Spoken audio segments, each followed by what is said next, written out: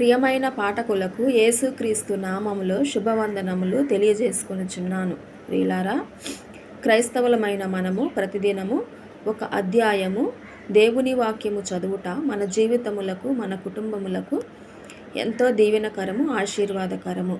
కావున ఈరోజు మనము కీర్తనల గ్రంథము 28, 29వ అధ్యాయములు చదువుకుందాము. కీర్తనల గ్రంథము 28వ అధ్యాయము. దావీదు కీర్తన. యెహోవా, నేను నీకు మొర్రపెట్టుచున్నాను. నా ఆశ్రయదుర్గమా, మౌనముగా ఉండక నా మనవి ఆలకింపుము. నీవు మౌనముగా ఉండిన ఎడల నేను సమాధిలోనికి దిగువారి వలె అగుదును. నేను నీకు మొర్రపెట్టునప్పుడు, నీ పరిశుద్ధాలయము వైపునకు నా చేతుల నెత్తునప్పుడు నా విజ్ఞాపన ధ్వని ఆలకింపుము. భక్తిహీనులను, పాపము చేయువారిని నీవు లాగివేయునట్టు నన్ను లాగివేయకుము. వారు దుష్టాలోచన హృదయంలో ఉంచుకొని తమ పొరుగువారితో సమాధానముగా మాటలాడుదురు. వారి క్రియలను బట్టి, వారి దుష్టక్రియలను బట్టి వారికి ప్రతీకారము చేయుము. వారు చేసిన పనిని బట్టి వారికి ప్రతీకారము చేయుము.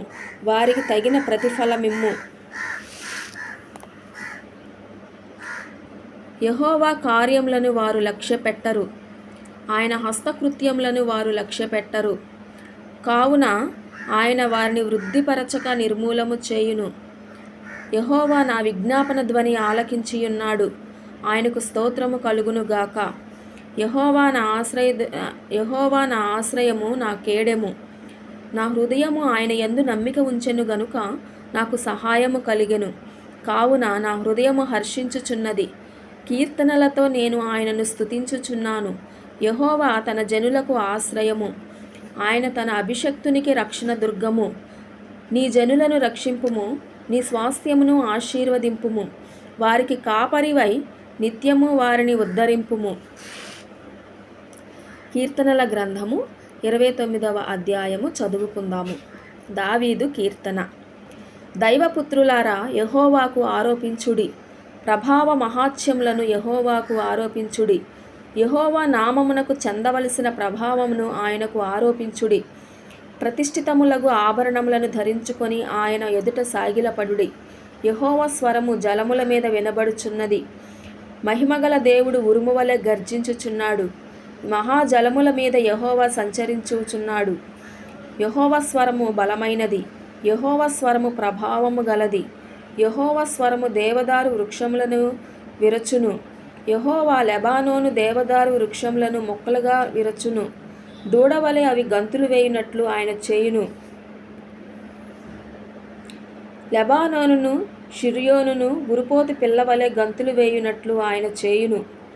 యెహోవా స్వరము అగ్ని జ్వాలలను ప్రజ్వలింపచేయుచున్నది. యెహోవా స్వరము అరణ్యమును కదిలించును.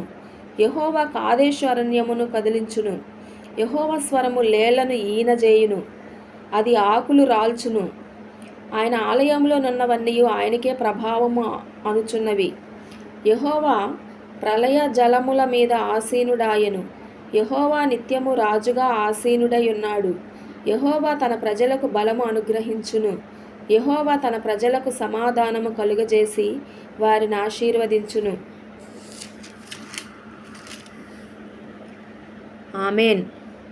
ప్రియమైన పాఠకులందరూ కూడాను ఈ వాక్యము మీకు నచ్చినట్లయితే సబ్స్క్రైబ్ చేసుకొని షేర్ చేయవలసిందిగా, లైక్ చేయవలసిందిగా కోరుచున్నాను. ఆమేన్.